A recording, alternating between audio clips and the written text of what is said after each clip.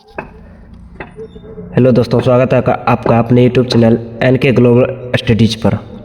आज हम बात करेंगे एंशिएंट हिस्ट्री के प्राचीन भारतीय इतिहास के स्रोत के बारे में। तो चलिए बिना देरी किए शुरू करते हैं। प्राचीन भारतीय इतिहास के विषय में जानकारी मुख्यतः 4 स्रोतों से प्राप्त होती है। पहला है धर्म ग्रंथ, दूसरा ऐतिहासिक ग्रंथ, तीसरा विदेशियों का विवरण, पुरातत्व संबंधित साक्ष्य। धर्म ग्रंथ एवं ऐतिहासिक ग्रंथ से मिलने वाली महत्वपूर्ण जानकारी। भारत का सबसे प्राचीन धर्म ग्रंथ वेद है।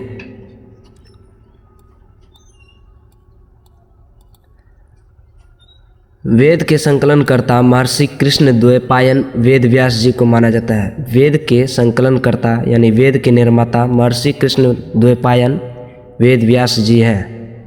वेद वसुधैव कुटुंबकम का उपदेश देता है। वेद जो है वह वसुधैव कुटुंबकम का उपदेश देता है। भारतीय परंपरा वेदों को नित्य तथा अपौरुषीय माना जाता है। वेद मुख्यतः 4 प्रकार के होते हैं, जो निम्न प्रकार से है। पहला ऋग्वेद, दूसरा यजुर्वेद, तीसरा सामवेद, चौथा या अथर्ववेद।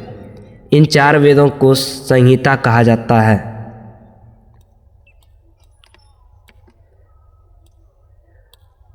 चलिए पहले स्टार्ट करते हैं ऋग्वेद से।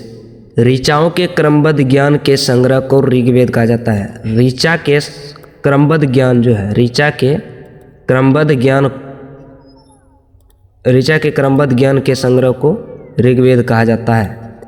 ऋग्वेद में 10 मंडल, 1028 सूक्त और 10,462 ऋचा है। ऋग्वेद में कुल 10 मंडल, 1028 सूक्त और 10,462 ऋचा है। इस वेद की ऋचाओं को पढ़ने वाले ऋषि को होत्री ऋषि कहते हैं। ऋग्वेद की ऋचा को पढ़ने वाले ऋषि जो हैं होत्री ऋषि कहलाते हैं। इस वेद से इतिहास, आर्य के राजनीतिक प्रणाली एवं ईश्वर की महिमा के बारे में जानकारी मिलती है। ऋग्वेद से इतिहास, आर्य के राजनीतिक प्रणाली एवं ईश्वर की महिमा के बारे में जानकारियाँ मिलती है। विश्वामित्र द्वारा रचित ऋग्वेद के 3 मंडल में सूर्य देवता सावित्री को समर्पित गायत्री मंत्र है। विश्वामित्र द्वारा रचित ऋग्वेद के 3 मंडल में सूर्य देवता सावित्री को समर्पित गायत्री मंत्र है।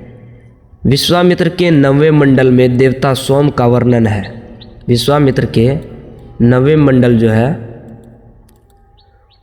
उसमें देवता सोम का वर्णन है। इसके 8वें मंडल की हस्तलिखित ऋचाओं को खिल कहा जाता है। ऋग्वेद का सबसे बड़ा मंडल 10वां मंडल है। ऋग्वेद का सबसे बड़ा मंडल है 10वां मंडल। 10वें मंडल में नदी स्तुति सूक्त, पुरुष सूक्त, नासदीय सूक्त तथा सूर्य सूक्त आदि सम्मिलित है। चातुर्वर्ण समाज की कल्पना का आदि स्रोत ऋग्वेद के 10वें मंडल में वर्णित पुरुष सूक्त में है। पुरुष सूक्त के अनुसार 4 वर्ण है। पहला है ब्राह्मण, दूसरा है क्षत्रिय, तीसरा वैश्य, चौथा शूद्र। पुरुष ब्रह्मा के क्रमशः मुख, भुजाओं, जंघाओं और चरणों से उत्पन्न हुए हैं। पुरुष जो है ब्रह्मा जी के मुख, भुजा, जंघा और चरण से उत्पन्न हुए हैं। ऋग्वेद में कई परिच्छेदों में प्रयुक्त अधन्य शब्द का संबंध गाय से है। अधन्य शब्द का मतलब होता है जिसका वध नहीं किया जाता है। ऋग्वेद में ब्रह्म का उल्लेख तो है लेकिन आत्मा का उल्लेख नहीं है ऋग्वेद में। वामना अवतार के 3 पगों के आख्यान का प्राचीनतम स्रोत ऋग्वेद है। वामन अवतार भगवान वामन श्री हरि के पहले ऐसे अवतार थे जो मानव रूप में प्रकट हुए थे। वामन अवतार भगवान वामन श्री हरि के पहले ऐसे अवतार थे जो मानव के रूप में प्रकट हुए थे। इनके पिता कश्यप ऋषि एवं माता अदिति थी। भगवान वामन के पिता कश्यप ऋषि और माता जो थी वह अदिति थी। वामन जी बौने रूप में जन्मे थे। भागवत पुराण के अनुसार वामन अवतार का उद्देश्य भगवान विष्णु द्वारा इंद्र को पुनः स्वर्गलोक पर अधिकार दिलाना था। भागवत पुराण के अनुसार वामन अवतार का उद्देश्य भगवान विष्णु द्वारा इंद्र को पुनः स्वर्गलोक पर अधिकार दिलाना था। वामन भगवान को दक्षिण भारत में उपेंद्र के नाम से जाना जाता था। वामन भगवान को दक्षिण भारत में उपेंद्र के नाम से जाना जाता था। ऋग्वेद में इंद्र के लिए 250 तथा अग्नि के लिए 200 ऋचाओं की रचना की गई है।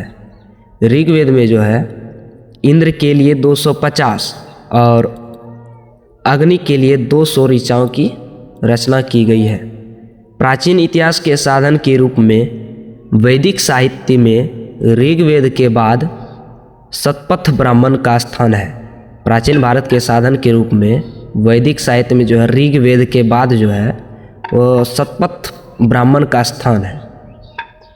यूनेस्को ने पुणे के भंडारकर ओरिएंटल रिसर्च इंस्टीट्यूट में संरक्षित ऋग्वेद की 30 पांडुलिपियों को वर्ष 2007 में memory of loss the world register में शामिल किया। आज का क्लास यहीं तक, मिलते हैं अगले क्लास के साथ। तब तक के लिए जय हिंद, जय भारत। आप लोगों को ये वीडियो अच्छा लगा हो तो चैनल को सब्सक्राइब ज़रूर करें। धन्यवाद।